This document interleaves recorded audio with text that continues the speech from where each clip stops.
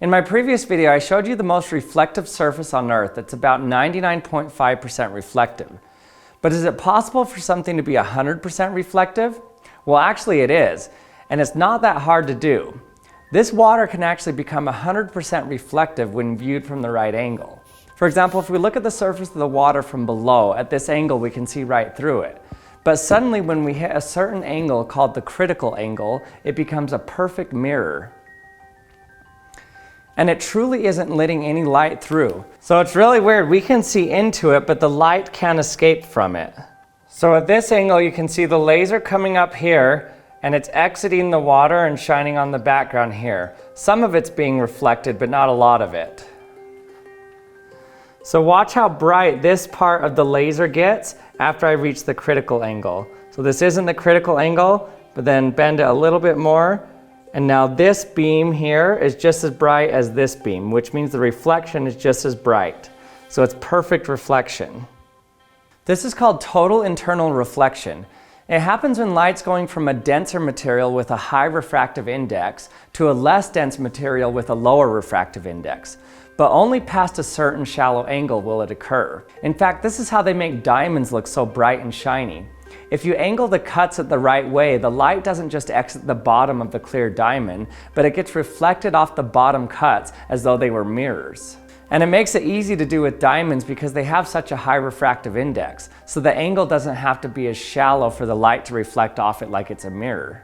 So we know that we can make total internal reflection occur with all sorts of different materials, even glass. So if I had this long sheet of glass and look at this laser light inside, you can see that the laser gets trapped inside of the sheet of glass. So what if we had hundreds of feet of a small rod of glass? Well, then we could trap light inside the rod of glass if it's hitting at the right angle. And that's exactly what I have here. This is a tiny rod of glass inside a sheath of plastic to stabilize it.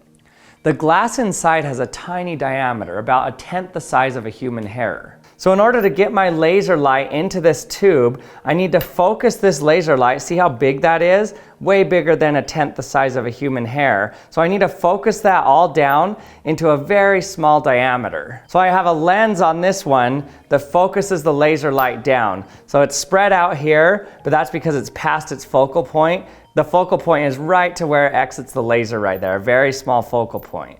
So if I plug this into my long glass tube, watch what happens. I get a laser light coming out the end of it. Look at that. Think about how many reflections it's going through this entire cable. It's bouncing off that tiny little hair of glass all the way through this. And because it's almost perfect reflection through this entire thing, I get about the same brightness of light coming out of it that I'm putting into it. Once it's inside, the light's locked in there. It can't escape because inside it's coming at such a shallow angle, total internal reflection occurs and keeps the laser light locked inside of it, as if it were a perfect mirror that it's hitting on the outside. Now for some of you, this might not be that surprising to learn, and you might even recognize what I have here. This is simply a fiber optic cable. These are used all over the place in place of electric wires. You can send light through the cable instead of electricity, and then you can convert that light signal back into electricity to be used by computers. So I'm going to use this to convert this light signal into an electrical signal. So I turn on my laser here, you can see I have it coming out the end, and I'm just going to plug this into here. And I'm going to measure the voltage on here. So I get 0.39 volts. So you can see I'm turning this light signal into a voltage. On, 0.39 volts, off, 0. One of the downsides of fiber optic cables is that since the light has to bounce off the core at a certain angle, they can't bend too much. So it can easily curve around inside of this cable, but not if I bend it too much. See, the light escapes from it now because we're not past its critical angle now, so it can just exit the glass. There's no longer perfect internal reflection. You can see it very clear if I just show the center plastic part directly around the core. So now I've stripped away the outer coating. So now I just have the plastic sheath with the glass core right inside of it. Look how weird this looks. It suddenly just lights up when we give it any significant bend. This is so cool. So as long as you don't bend your fiber optic cables too much, then you can basically have a perfect surface to continually reflect the light through it. But then that leads me to my next question. What if you just shine some light in a long loop of cable and then removed the light and connected the two ends together? Would the light just continually go around in a circle forever, so you essentially trapped light inside of the cable? So I can connect both ends of these so that I have a complete loop now. So what if we were to trap all the light inside of this loop? Okay, I've got light coming out of the end.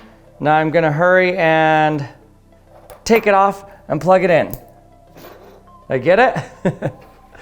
Well, the first problem with doing this is in the instant that I disconnect the light from this end of the cable to connect the other end, then the light's already exited the other end. Because I don't know if you've heard this already, but light moves really fast. So there's no way I can move fast enough to connect the other end. So if we want to trap light in this loop, then we would need to somehow inject the light into the cable while it's already in a closed loop. But how could we do that? So basically you saw that when I bend the cable too much, light can escape.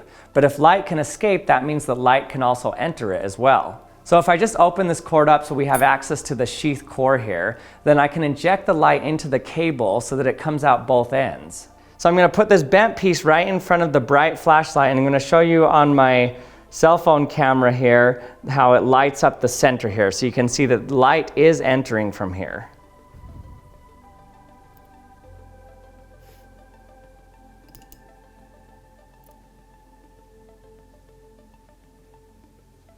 You can see that I can see the white light coming out both ends. So let's try to store some light in the loop of cable by injecting it in the middle here. Now before we try this, I'd like to thank the sponsor for this video, Foreo. They have a device called the Bear device that's been shown to reduce wrinkles and fine lines in the skin and also increase the skin's firmness and elasticity.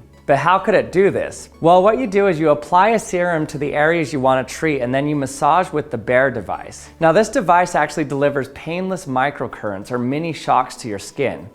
It sounds surprising that running small amounts of electricity through your skin could do anything. But decades ago it was discovered that when the skin's damaged, there's a measurable voltage near the wound. This happens due to the interrupted ion transport of Na+ and Cl- and other ions.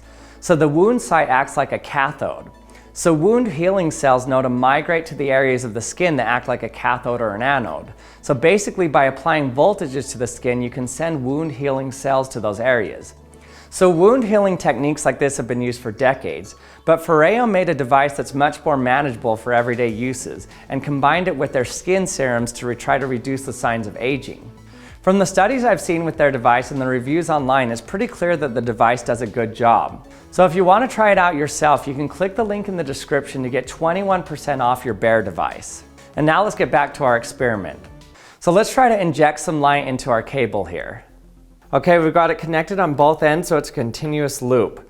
Now let's turn on our 100,000 lumen flashlight and light up this bend to send some light into the loop. Holy cow. It's really hot on my hand. That is a lot of light. Okay, release the bend so it's straight now. Now that we aren't at the critical angle anymore, no more light can escape from the cable. So we've stored it inside the cable. Okay, we've got this continuous loop now. So let's open it up and see if we see any light shining. 1, 2, 3. Nothing. Or we can also charge it up again. Then to let the light out, we could just bend this. But no light. So do we actually have light going around in loops around and around in a circle here? Even the best fiber optic cables lose about 0.1 decibels per kilometer of cable. Now that doesn't sound like a lot, but since light travels so fast, that means that in this cable, after only 1 second, we only have about 10 to the negative 2,000 as much light as we started with. So it quickly gets absorbed into the cable and decays to nothing. But it did travel around the cable many thousands and hundreds of thousands of times. So when we open it up, we can't see any light come out of it still. But that doesn't mean a loop of fiber optic cables can't be useful. Sometimes you need to delay the signal in a cable for a few nanoseconds to match up with the RF signals in two fibers. So you can put a delay in the line that holds up the light for a split second. You can also use loops of optical fiber for ring resonators for interferometers. So in our case, although we did technically trap light, it quickly got absorbed. This is similar to what happens when you trap light between two mirrors. It quickly gets absorbed as well. But in the case with optical fibers, it stayed alive in there much longer than the mirrors, since the reflection of mirrors absorbs almost 10% of light even with very good mirrors with each hit. So even our most reflective mirror would have almost completely absorbed the light with only about 1,000 bumps, which is only a few inches if this were a small cable. So what are your ideas to store light as long as possible in a confined space? And thanks for watching another episode of the Action Lab. I hope you enjoyed it. If you did, don't forget to subscribe to my channel if you haven't yet, and we'll see you next time.